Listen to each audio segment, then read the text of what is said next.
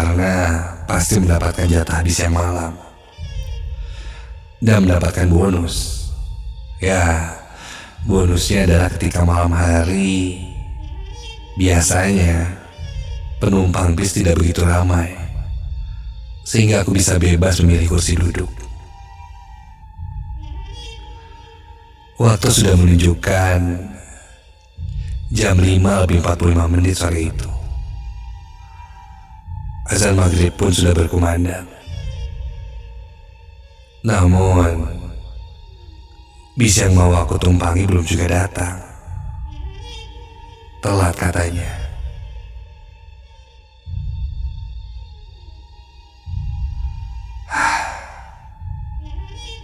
Setelah lama menunggu,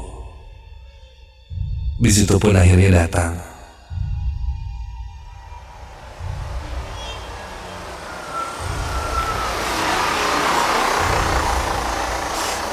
Dan ketika aku naik,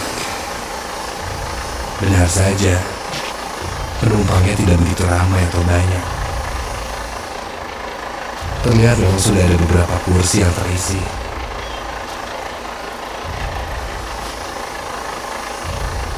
Ya kira-kira mungkin 20 orang.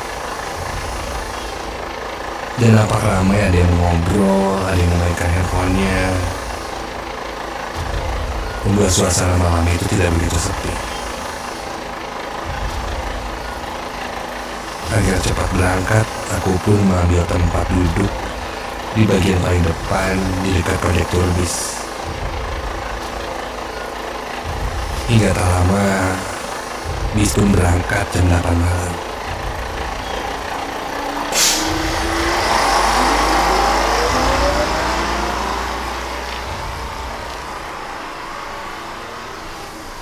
Di tengah perjalanan, baru saja bis berjalan sekitar 15 km,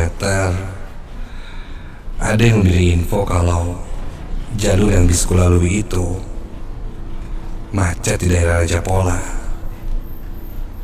Ya maklumlah, harus balik. Lalu sopir pun memutar kemudinya dan putar balik menuju jalur alternatif via Garut untuk menghindari macet katanya. Singkat cerita, ketika bisku pun mau balik arah ke Garut, ternyata sama-sama saja.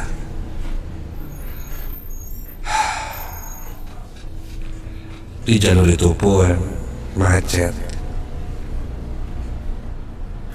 Ya mungkin semua orang berpikiran sama. Hingga setelah bosan sejak tadi dengan pemandangan macet, membuatku ingin beralih pindah duduk ke belakang. Niatnya untuk selonjoran di kursi belakang, karena ketika aku lihat kursinya kosong. Aku pindah ke belakang, di mana kiri kananku tidak ada siapa-siapa.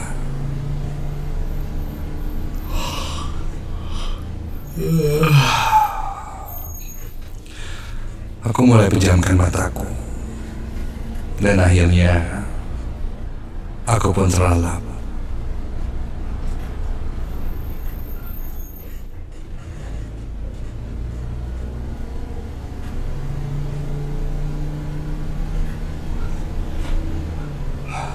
Sampai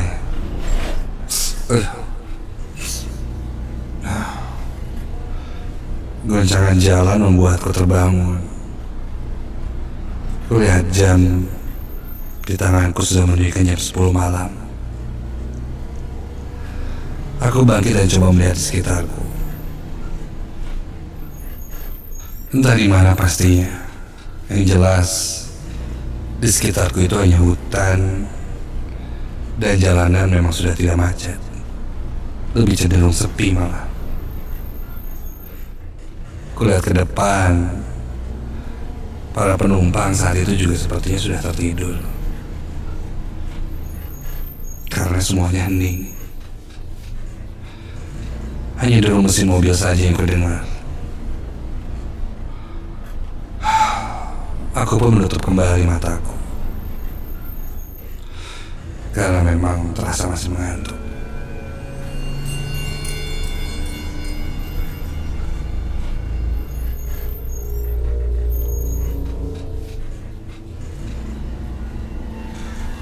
Saat itu, entah mimpi atau apa, aku merasa ada seorang penumpang yang naik. Iya, di mimpiku itu kulihat seorang perempuan naik, pakai baju merah, dan duduk di sebelahku.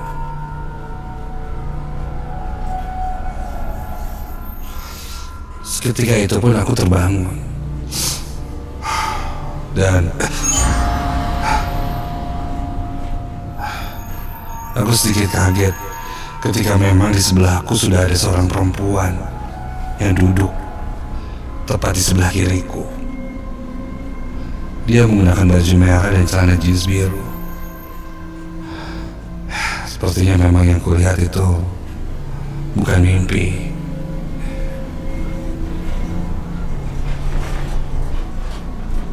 Tapi memang setengah sadar kulihat dia duduk di sebelahku. Kupikir dia mungkin seorang penumpang yang juga pindah duduk ke belakang sama sepertiku. Karena kulihat dia tidak membawa tas atau barang lainnya. Sepertinya barang-barangnya di depan.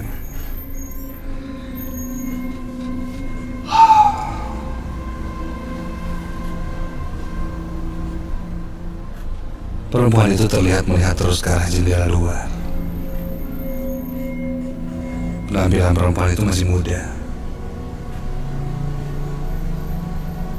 Sepertinya ya seumuran denganku. Aku mulai bertanya sekedar basa-basi. Mbak, mudik juga mbak? Lalu dia pun mengangguk tanpa melihat ke arahku. Oh, namun setelah ku ingat-ingat, sepertinya aku tidak melihat perempuan ini tadi. Apa mungkin dia naik dari tengah jalan ya? Tapi setahuku,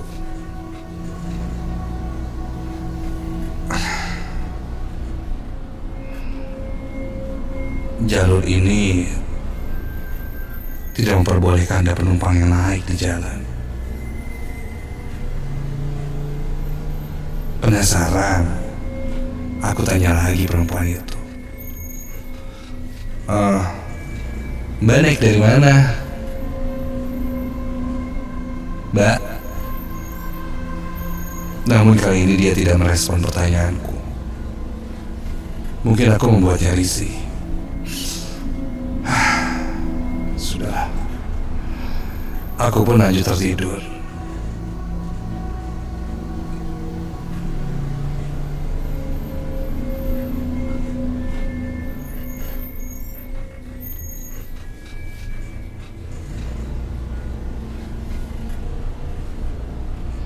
Singkat cerita, tidak terasa aku sudah sampai di Bandung. Ketika aku bangun, perempuan itu masih duduk di sebelahku dan masih menatap ke arah jendela. Namun kali ini sepertinya dia tertidur,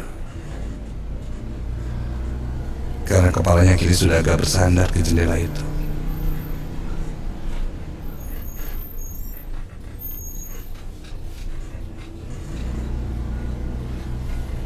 Sebelum sampai terminal, aku pun minta turun duluan karena lebih dekat dengan rumah kontrakanku jika berhenti di sana. Aku berdiri, berjalan di lorong bis itu, dan meminta turun pada kondektur bis. Pak, saya turun di sini ya.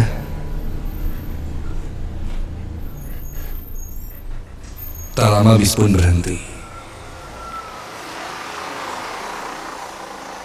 Dan pintu terbuka. Sebelum turun, aku coba tengok lagi perempuan itu. Terlihat masih duduk di sana. Namun yang janggal, penumpang yang sebelumnya aku lihat ada sekitar 20 orang, kini ternyata lebih sedikit. Bisa aku hitung dengan jari. Mungkin hanya 5 atau 6 orang, termasuk dengan perempuan berbaju merah itu. Aku coba berpikiran positif. Mungkin beberapa ada yang turun di jalan juga seperti itu. Sudahlah. Segeralah aku turun.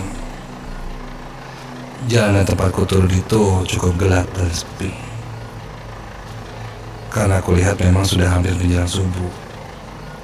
Setelah aku turun, bis pun pergi.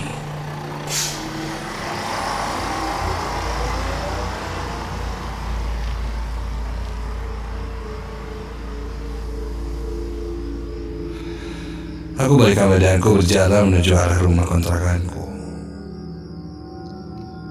Sampai tiba-tiba astaga, terdengar suara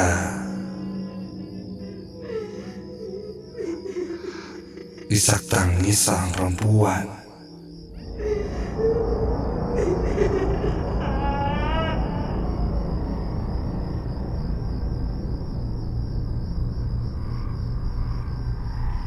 Perlahan penasaran ku tengok ke arah belakangku itu, dan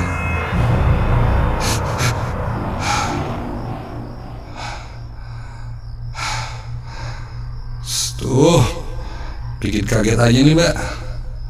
Ngomong dong kalau turunnya bareng. Mbak, Mbak, kulihat di belakangku ada perempuan berbaju merah itu. Dia berdiri di pinggir jalan. Ku dengar dia menangis, dan sepertinya dia sedang menunggu seseorang di sana. Mbak, hei, Mbak. Mbak kenapa nangis, Mbak? Mbak. Namun dia tidak menggubrisku, malah terus menangis dan semakin menjadi. Mbak, tenang, Mbak. Mbak kenapa? Perempuan itu menjerit sangat keras. Dan astaga, kini sosok perempuan itu perlahan berubah, dan wajahnya kini menjadi sangat menakutkan. Mukanya terlihat hancur dan rambutnya semakin memanjang. Tubuhnya juga menjadi lebih tinggi, dan sosoknya menjadi terlihat seperti kuntilanak merah. Jujur aku hanya bisa terdiam dan terkesima melihat sosok itu. Ingin sekali aku berlari, tapi aku tidak bisa.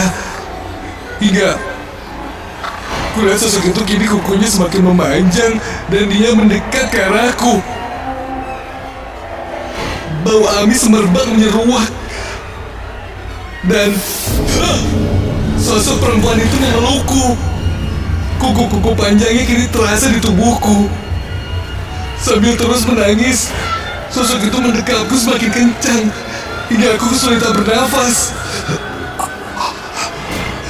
Hingga lama-kelamaan suara tangisan itu berubah menjadi tertawa yang sangat menakutkan.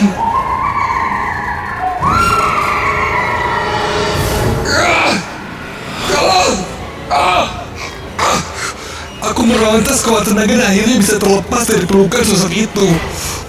Secepat mungkin aku berlari langsung ke kontrakanku. Tak kulihat lagi ke belakang. Yang jelas, aku tidak mau lagi melihat sosok yang menyeramkan itu.